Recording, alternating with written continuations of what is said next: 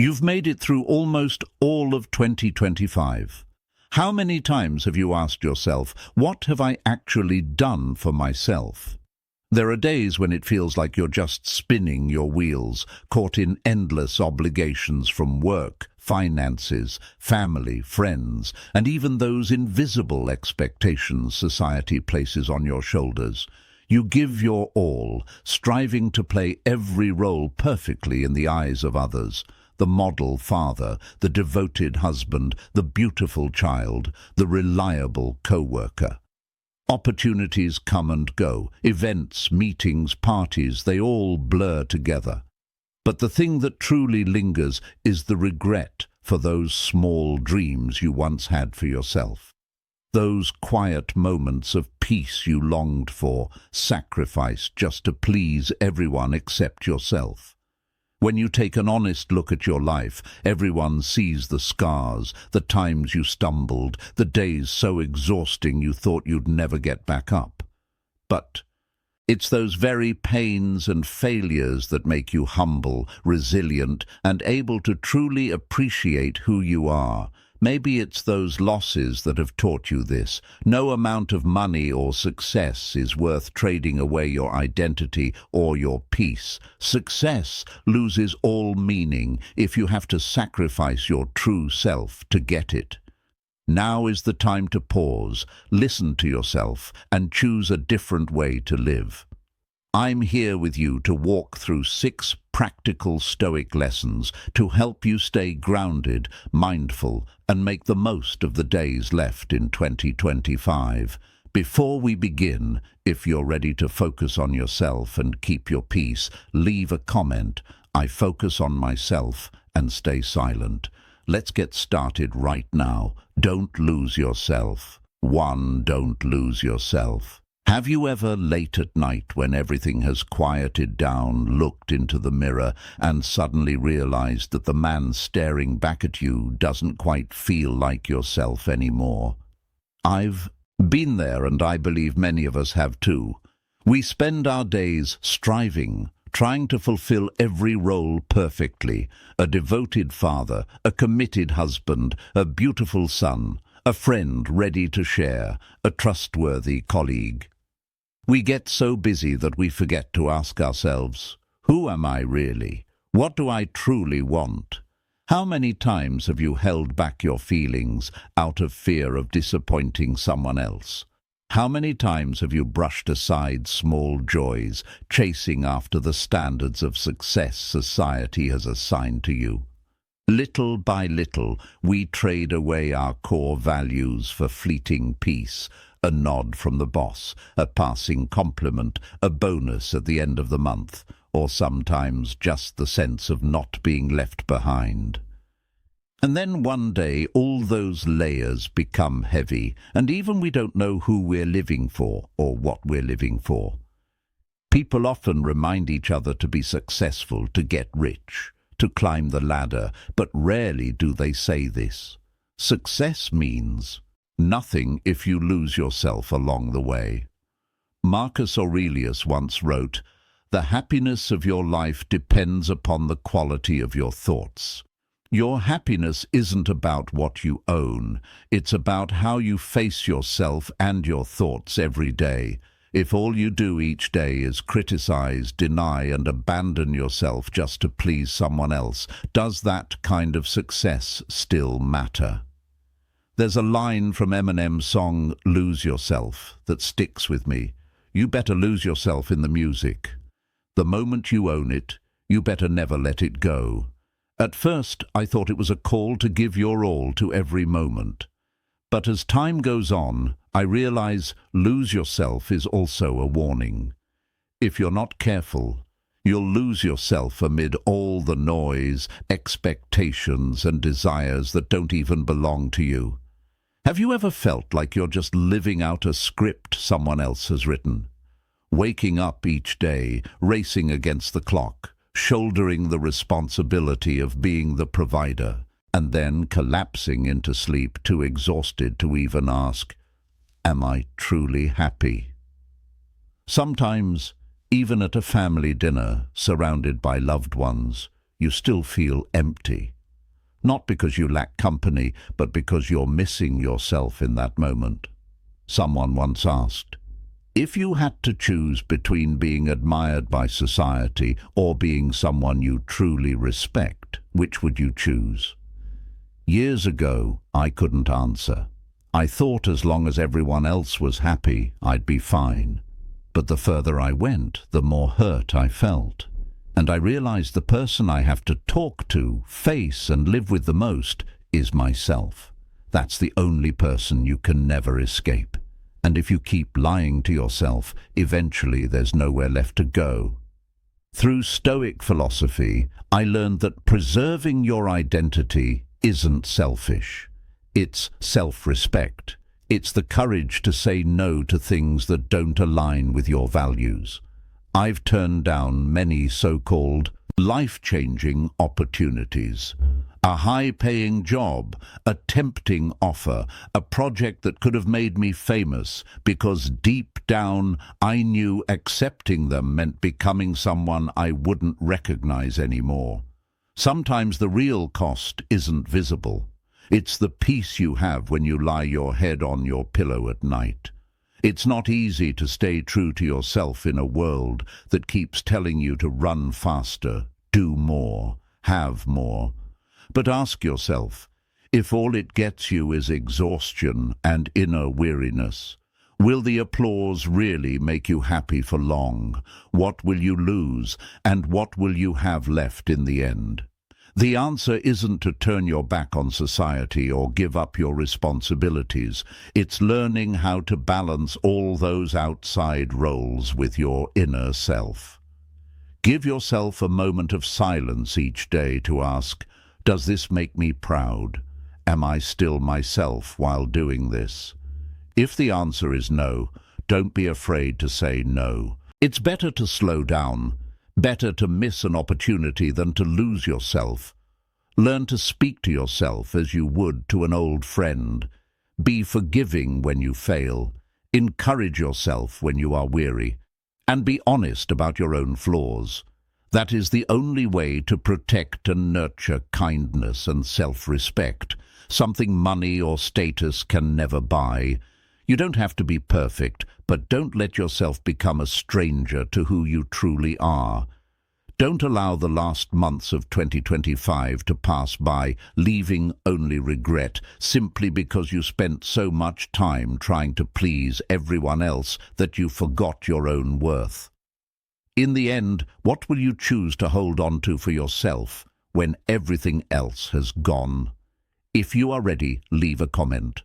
I focus on myself and stay silent, because sometimes staying true to yourself is the greatest achievement of all. Learn to love yourself. We can only stand firm in the midst of life's storms when we truly know who we are and refuse to lose ourselves. Yet there's an even more important journey. Learning how to love yourself. Have you ever asked yourself, if the whole world turned its back on you, would you still be your own best friend? Somewhere deep inside, we tend to ask ourselves this question, sometimes just in fleeting moments of discouragement, when we feel we're not good enough, when we look in the mirror and see only our mistakes, the scars from our past. I used to scrutinize myself this way. I was so harsh, ruthlessly critical of myself. I could forgive the mistakes of others, but rarely my own. There were days when I thought I don't deserve to be loved. But after many failures, I realized that if I couldn't make peace with my past, if I couldn't say I like me, life would become nothing but a constant escape. As Marcus Aurelius once wrote, you have power over your mind, not outside events. Realize this, and you will find strength. We have to dare to face the truth. You may not be perfect. You may have failed or done things you regret. But this truth itself lays the foundation for humility, for the strength that comes from self-love and self-acceptance. When I learned to appreciate even my scars and strengths, I became my own best friend. Many of us are better at caring for others than we are at caring for ourselves.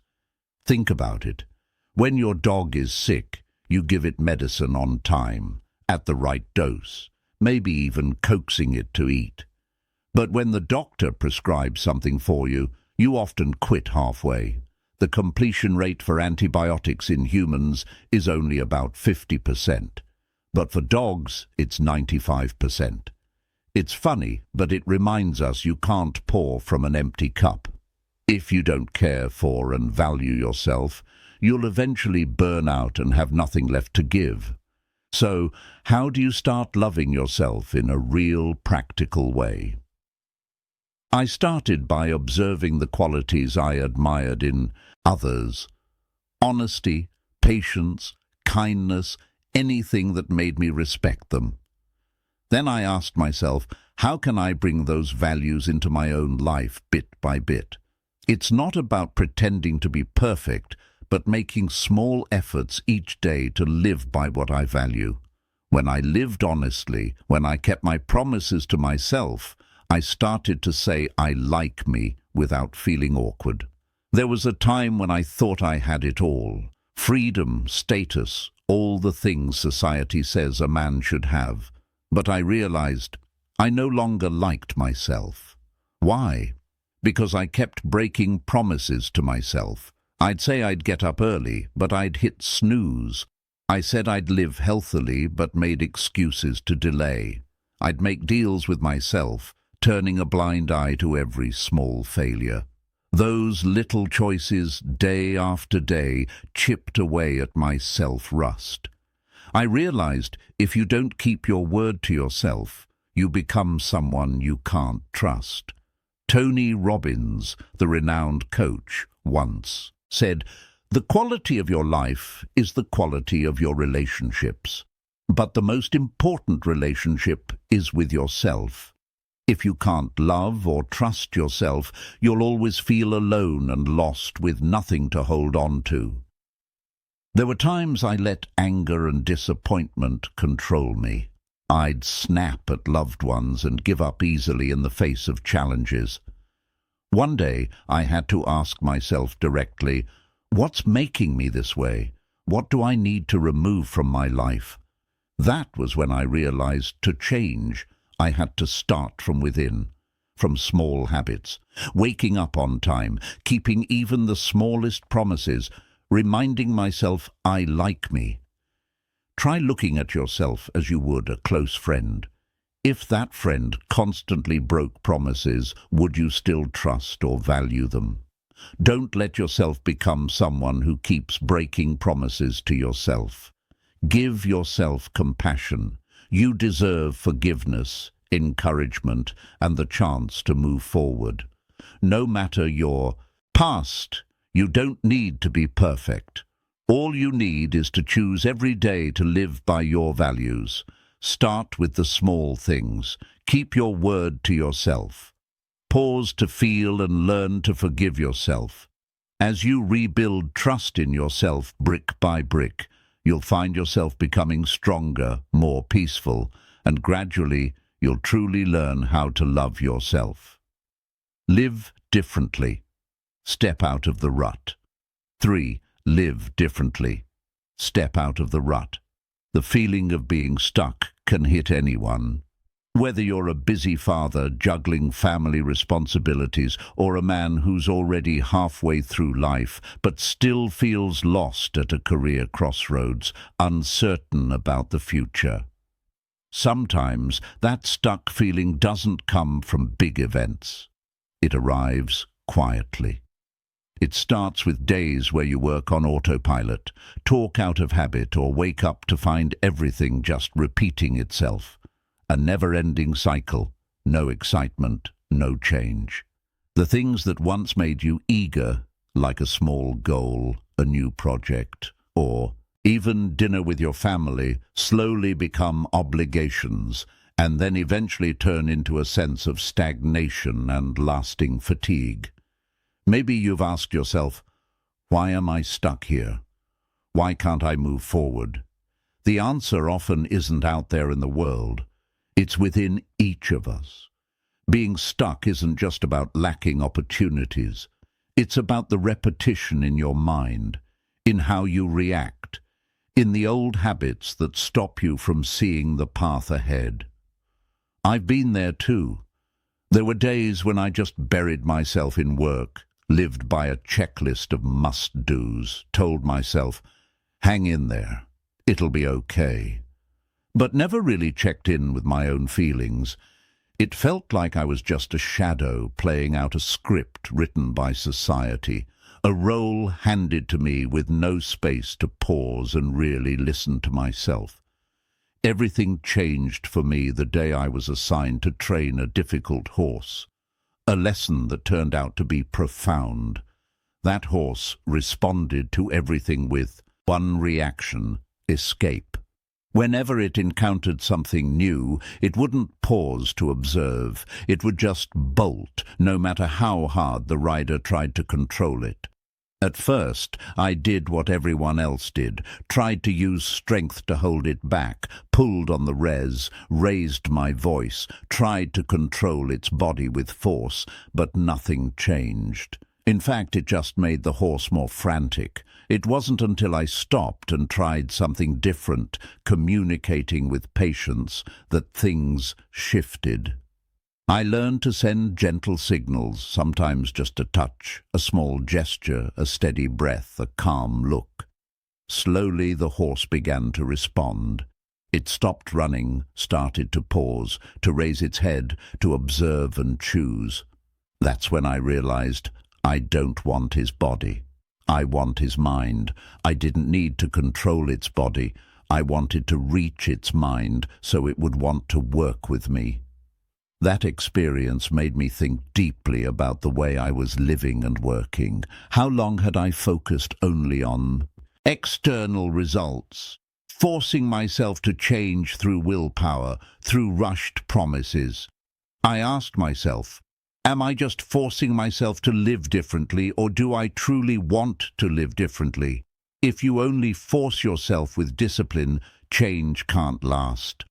Just like with the horse, sooner or later you'll want to run away again. Only when motivation comes from within, when you truly want to, can you break out of your own exhausting loop. In Stoic philosophy, Marcus Aurelius once wrote, "The impediment to action advances action. What stands in the way becomes the way." The very thing that blocks your path, your feeling of being stuck and exhausted, can become the way forward if you're brave enough to face it, understand it, and then transform it. Think about it. If you want yourself, a colleague, or your child to do something, would you choose to force them, or would you try to make them truly want to do it? Almost everyone knows the answer. But when it comes to ourselves, we often forget. You can start with a small step. Listen to your real feelings instead of ignoring them. Communicate with yourself patiently. Don't force yourself to always be strong. Don't scold yourself when you fail, but ask, what do I truly want? What excites me? Again. Sometimes a small change, trying a new hobby, spending an afternoon taking a walk, or even saying no to an unnecessary meeting, can be the catalyst for bigger change. Breaking out of a rut isn't about some grand revolution. It's a series of small actions repeated each day. It's the persistence to remind yourself, I don't just want to change on the outside, I want to change from within. Ask questions. Give yourself permission to try and even to fail. Be as patient with yourself as you would with someone you love most. If you see yourself in this story, if there are days when you too are tired of the repetitive grind, if you've tried to control everything but still don't feel free, share your feelings in the comments below this video. Remember, you are not alone. Every step you take, no matter how small, is a way you heal yourself and guide yourself back to inner freedom and awareness. Communicate to understand, not to win. 4. Communicate to understand, not to win. I still remember for a long time I entered every conversation as if it were a battlefield. It was as if simply winning the argument could restore my confidence or make someone see me differently. There was a time when I argued intensely with my older brother over how to care for our aging parents. We sat in the living room, the tension so thick that everyone else in the house fell silent. Our voices grew louder and louder, each of us unleashing arguments to prove who understood better, who was truly more selfless. I thought that if I could prove I was right, I would be the winner. Eventually, my brother fell silent and stopped arguing. But the gap between us had never felt wider. Winning that minor argument made me realize I had lost something far more significant: the peace, closeness, and trust between siblings. When my emotion settled, I asked myself, what's the point of winning if in the end neither of us feels heard? That experience forced me to stop and reflect more deeply on communication, not just with others, but with myself and the world around me. I realized communication is one of humanity's greatest weaknesses. We often think we're being clear, that we've expressed everything, but most of the time we're just trying to win, to defend our egos, or listening just to reply, not to understand.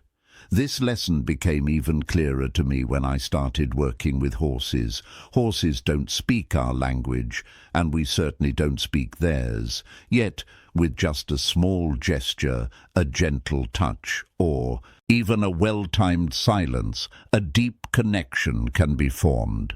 It was in those moments that I understood. Communication is far more complex than we think.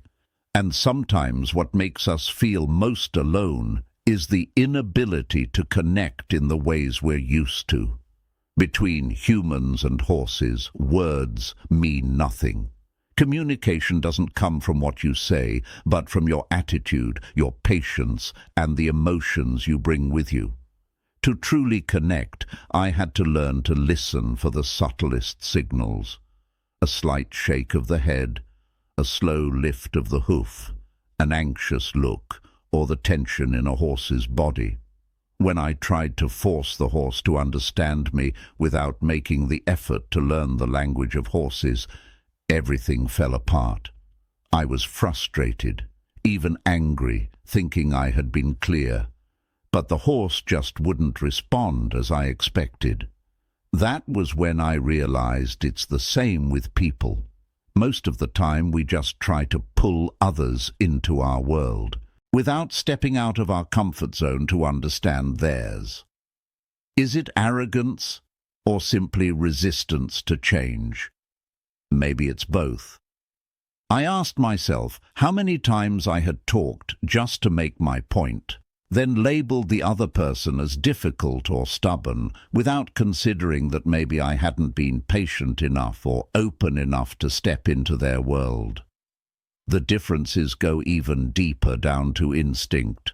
Humans are predators, always aiming for goals, always wanting control, always fighting to get what we want. Horses are prey. Their instincts are to be alert, to sense danger, to react quickly for survival.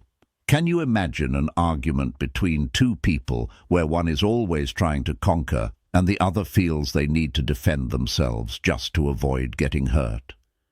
Isn't that what happens so often in families, at work, or even among friends? Each person standing in their own instinctive world, and the more they talk, the further apart they become. I tried to change. I learned to pause before speaking to observe, how is the other person feeling? Are they on the defensive or are they open?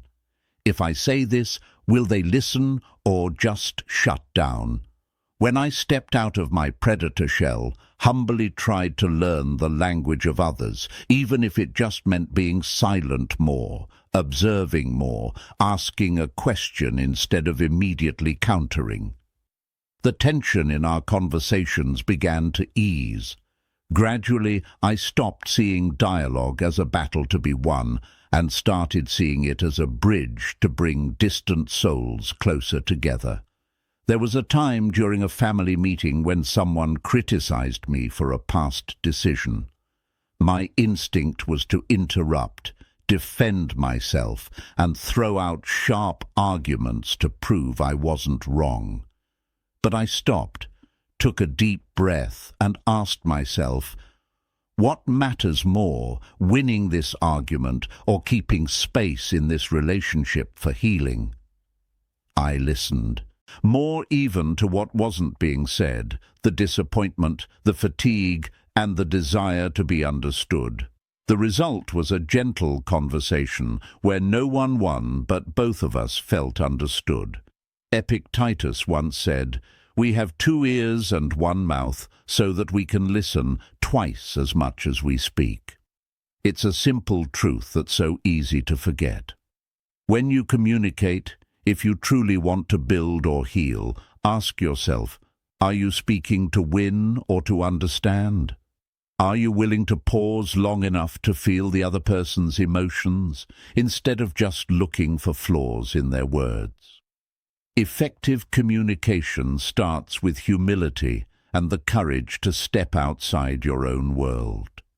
Don't just expect others to understand. You take the initiative to learn their language. Put yourself in their shoes, even if it's just with a nod or a timely silence. This takes patience, awareness, and a willingness to overcome your own pride again and again. If you've ever entered a conversation like a warrior, try again as a bridger.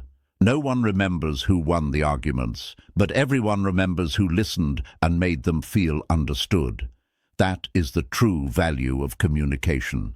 Keep silent, keep balance. 5. Keep silent, keep balance. 30 years in a marriage is enough for me to realize this. It's not that men and women don't love each other, it's that we think differently, feel differently, and even the way we listen and respond to a question is worlds apart. Sometimes, when with just a single sentence, what I intend as a gentle reminder comes across to her as criticism. Other times, when I stay quiet, thinking I'm listening, she thinks I'm indifferent or distant.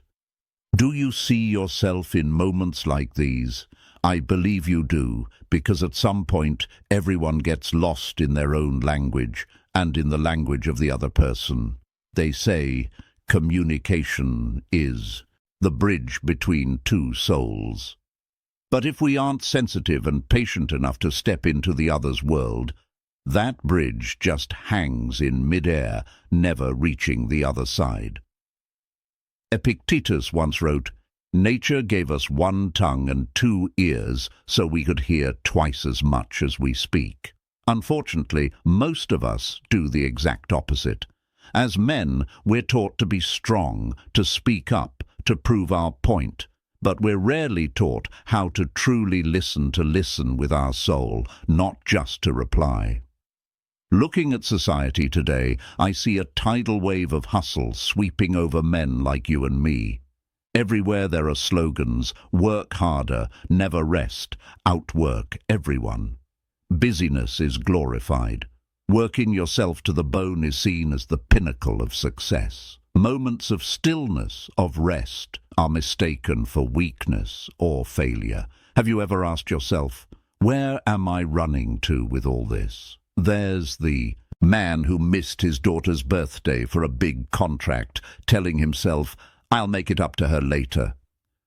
There's the one sitting in a bar late at night, drink in hand, replaying arguments with his wife. Arguments born from exhaustion, unable to utter a single word of real listening. The man is lying in a beautiful apartment in the city, successful in the eyes of the world, but empty inside, unsure why he has to keep moving forward, unable to stop. You might think these are stories of other people out there, but in reality, these are the stories of millions of modern men's stories that are a part of me, of you, of everyone who has ever wondered in the end, what am I really living for? What I've learned after years of wrestling with myself is not some advice to drop out of the game, nor am I encouraging you to retreat to a mountaintop and become a hermit. What I want to say is this: keeping silent in the true sense and keeping balance is the key. Silence is not about enduring, and it's not about avoidance. It's about daring to sit with yourself, to observe the undercurrents within without being swept away by the noise outside. Silence is for listening to truly understand your wife, your children, friends, colleagues, and also to face your own fears, pains, and deepest desires. Have you noticed that all the major problems in relationships come from not hearing each other? Some marriages fall apart simply because two people cannot speak honestly or hold the necessary silence to hear the other's sorrow and dreams. Some children grow up in homes full of noise but devoid of understanding because their parents are too busy working, trying to secure their children's future, unaware that what their children really need is a hug, a deep and caring gaze. You ask me, how can we keep our balance in an age where everything pushes us to run faster and do more? The answer is, learn to stop. Learn to rest, reflect, and watch life slow down even for a moment. Don't let yourself become a machine that only works, spends money, and accumulates anxiety and stress. Work has meaning only when you can still feel joy in the smallest tasks, when you still keep love and listening alive for those close to you and for yourself. This is not some empty advice to slow down. It is a survival strategy, a way to thrive in a turbulent era, a time when anyone can get swept away if they don't know how to keep their own pace. How will you choose to live the rest of 2025? Will you dare to keep silent when needed, to speak up when it matters, to step back so you can maintain your inner balance? Sometimes the most wonderful things in life come from those moments when we know how to stop, to keep silent, to protect our balance. And if you feel ready to step onto a new journey, get ready for the final lesson, where I will join you in discovering the ultimate lesson. Don't take your eyes off this journey, because it just might be the key for you to hold on to your true values, to live a life of pride and no regrets. The art of balance in the new age. 6. The art of balance in the new age. There's an unspoken truth. Many of us feel guilty simply for sitting still, for allowing ourselves to rest, to reflect, or to do absolutely nothing. Quiet afternoons, moments spent by a small backyard fire, have suddenly become luxuries in the relentless pace of daily life. But why is that? Is it because so many of us grew up without a true father figure, a mentor in discipline and purpose? Or is it because society once saw too much laziness and reacted by pushing the younger generation to work themselves to exhaustion like a pendulum swinging too far in the opposite direction? We're pulled between two extremes. On one side is the model of the aimless, undisciplined man days wasted on Xbox, lacking structure and ambition. On the other is the restless warrior working non-stop, measuring his worth by success alone. When society notices a generation growing passive and weak, it creates pressure to always move, always strive, always work.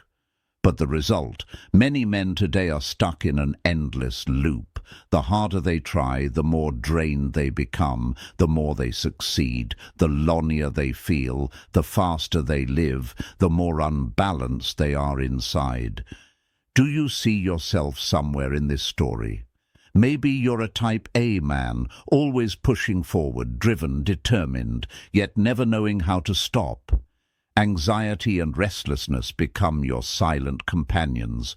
Or maybe you're type B, moving at a slower pace, sometimes lacking motivation, quick to give up when things get tough, not quite able to force yourself out of your comfort zone.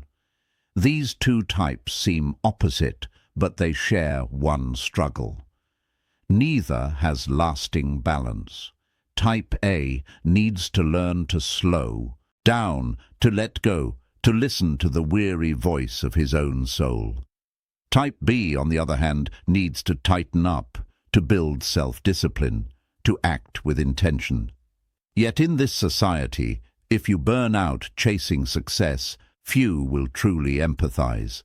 Outward success convinces others that you have no right to weakness. It's always easier for people to comfort someone who's materially deprived than someone who's overabundant, yet suffering inside.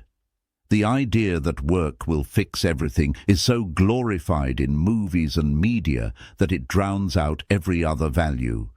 How many stories and films celebrate perseverance, endurance, and fighting to the end? But have you ever seen a hero who dares to rest, who chooses silence, slowing down, and inner healing before stepping back out into the world? Philosopher Marcus Aurelius once reminded us, if you seek tranquility, do less. Or more accurately, do what's essential, because most of what we say and do is not essential. Peace is not laziness. It's a smart choice to preserve your energy and mind. Resting at the right time isn't failure. It's a strategic retreat, so you can live more deeply, more freely, without getting swept away by the illusion of success. The lesson for men today is not to work until you collapse, nor to drift and give up on everything. It's the art of staying balanced, working when you must, resting when you're tired, having the courage to slow down and really listen to yourself. Only when you master that balance will you avoid losing yourself, avoid trading real value for empty praise. Only then will you truly own your life calm, steady, and free inside. If anything here speaks to you, try pausing tonight. Sit by a small fire. Turn off all your screens and listen to yourself. You'll conclusion know what really matters. Wherever you find yourself at the end of 2025, remember that your true worth doesn't come from flashy achievements or the admiration of others. It comes from the journey of holding on to yourself, learning to love who you are, standing out from the crowd, knowing how to listen instead of just arguing, keeping quiet at the right moments, and above all, finding balance in a chaotic world. So, what will be your first step to focus on yourself and choose silence before 2025 ends? Which of these 6 lessons resonates with you the most? Share your thoughts or the first action you want to take in the comments below. If you found this content helpful, don't forget to like, share, subscribe, and turn on notifications so you won't miss any upcoming Stoic videos on your journey of self-development. And don't forget to check out the recommended videos at the end of the screen, where we'll continue to explore and grow together with Stoic philosophy.